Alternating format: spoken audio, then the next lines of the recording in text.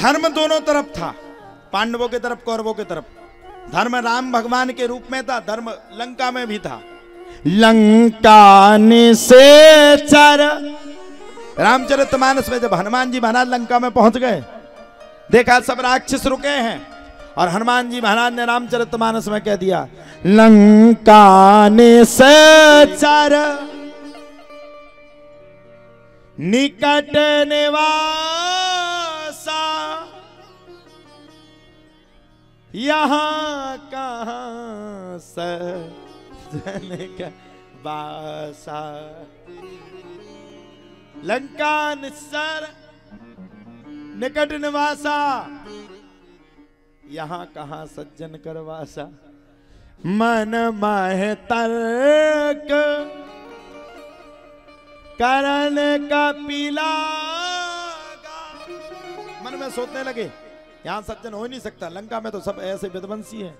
और लिखा मन माहे तर्क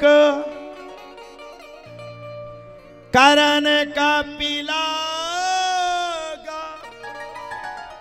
और सुनिए, ताही समय विभीषण जागा। विभीषण जी महाराज तुरंत उठ के आ गए। पवन पुत्र हनुमान, आपकी प्रतीक्षा में बड़े दिनों से कर रहा था।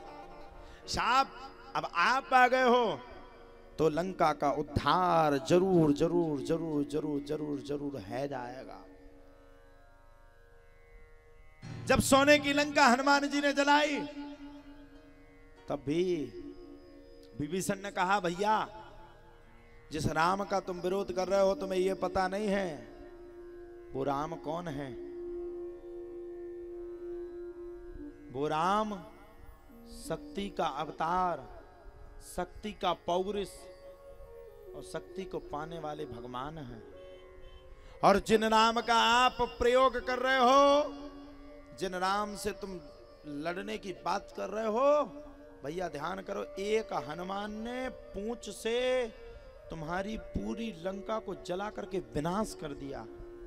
और भैया मेरी एक सलाह को मत मानना, जीवन में इस सलाह को कभी मत चूकना, ना चूकने देना।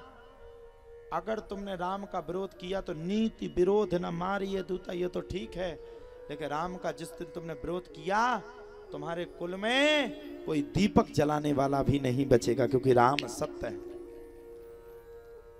लेकिन सत्य को सुनता कौन किसकी है? अभी आप लोग कह दो ये काम नहीं करो, गुटखा नहीं खाओ, तो आदमी चिढ़ जाएगा। आदमी से ये कह दो तुम जुआ नहीं खेलो, चिढ़ जाएगा। और कोई पंडित जी कहते खूब खेलो भैया, रोका दिक्कत है, वो चकाचक पंडित जी लगेंगे। रोका तो विभीषण की छाती में लात मार दी रावण ने, निकाल दिया, हट जा। आ गया, कहां से आया? शर्म तो आती ना है, हया तो ना आती ना है। कहां से आया, किस जगह से आया? आकर के सीधा प्रवेश कर गया। जा उस राम के पास जिसकी तू बड़वाई करता था, उसके पास जा। और सुनिए, जिस दिन विभीषण ने लंका को छोड़ा, उसी दिन आयुहीन लंका हो गई थी। ऐसे कहीं चला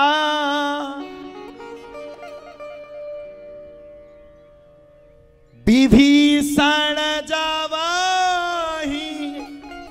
विभीषण जा रहा है रामचरितमानस में, गोस्वामी तुलसीदास ने हो ऐसे कहीं चला विभीषण जावाही, ऐसे कहीं चला विभीषण जावाही।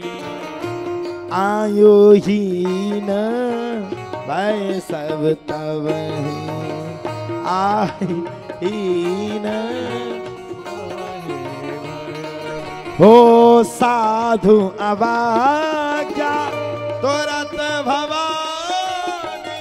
साधु अवाज्ञा तुरंत भवानी। कर कल्याण अखल कई हान, ओ कर कल्याण। सिया राम जय राम जय जय राम, सिया राम जय जय राम, सिया राम जय जय सिया राम जय राम जय जय राम सिया राम जय जय राम सिया राम जय राम जय जय राम सिया राम जय राम जय जय राम।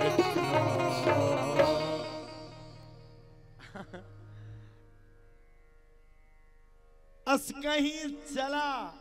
अच्छा, आफत कब किसको घिर जाए कोई पता नहीं। कभी रावण ने यह नहीं सोचा था कि हनुमान पूरी लंका को जरा देगा।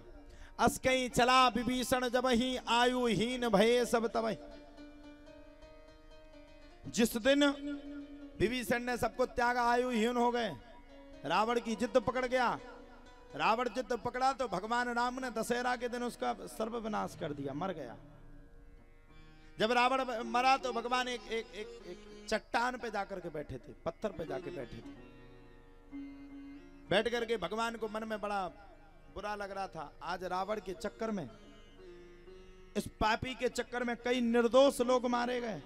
भगवान बैठ करके शोक व्यक्त थे, विलाप कर रहे थे। इतने में रावण की धर्म पत्नी मंदोदरी उस युद्ध भूमि में आ गई। हनुमान जी ने देखा मंदोदरी आ गई, सबका दिमाग खराब, मंदोदरी आ गई, मंदोदरी आ गई, मंदोदरी आ गई। सबके दिमाग पे आ गया, हो ना हो ये भगवान राम को श्राप देने वाली है। हनुमान जी जाकर के आगे से समझाने लगे, मैया जो घटना घट गई तो घट गई, भगवान राम की कोई गलती नहीं है। गलती तो विभीषण की भी नहीं है, गलती तो रावण की है। पराई स्त्री को अपने घर में लेकर के आया। भगवान बैठे हुए थे, फटक सिला बैठे दो भाई, सिला पर बैठे थे, विचार कर रहे थे, विलाप कर रहे थे। इतने में भगवान को स्त्री की छत छाया देखी, भगवान खड़े हो गए। अब सबका दिमाग खराब, सुग्रीव का दिमाग खराब, हनुमान जी का दिमाग खराब, सबका दिमाग खराब। हो ना हो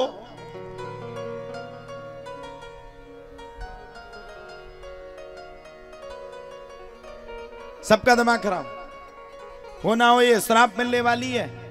भगवान बैठे बैठे मुस्कुरा रहे थे और भगवान ने कहा, मैया क्या हुआ, इतनी बड़ी युद्ध भूमि में आप क्यों आई? माता मंदोदरी ने कहा, राम मैं तुम्हें श्राप देने के लिए नहीं आई, मैं तुम्हें उल्टा सीधा कहने के लिए नहीं आई। मैं इस युद्ध भूमि में आना चाहती थी, युद्ध भूमि में बैठ करके मैं देखना चाहती थी। आखिरकार वो त्रिलोक का विजेता रावण,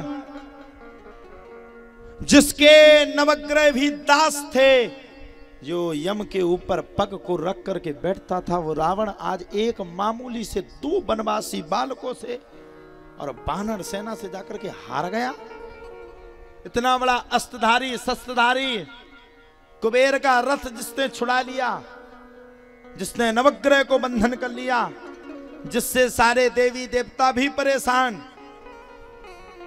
एक बार जिससे भगवान विष्णु भी हैरान, उस रावण ने इतनी बड़ी युद्ध भूमि में अपनी दम को टोक दिया मात्र 2 वनवासियों में। भगवान मुस्कुरा करके बैठे, बोले, तो मैया आपने फिर क्या फर्क समझा? ध्यान से समझना, समझ में आया तो ताली भी बजाना। माता मंदोदरी ने कहा, राम एक आप हो जो अपनी स्त्री के, अपनी पत्नी को पाने के लिए 100 योजन के समुद्र पर पुल और सेतु बना करके आ गए।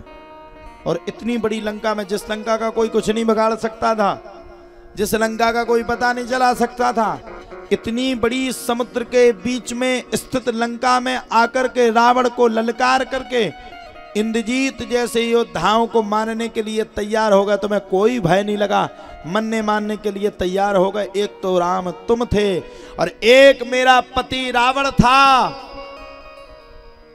जो अपने पत्नी के होते हुए भी पराई स्त्री पर नजर लगा करके बैठा था।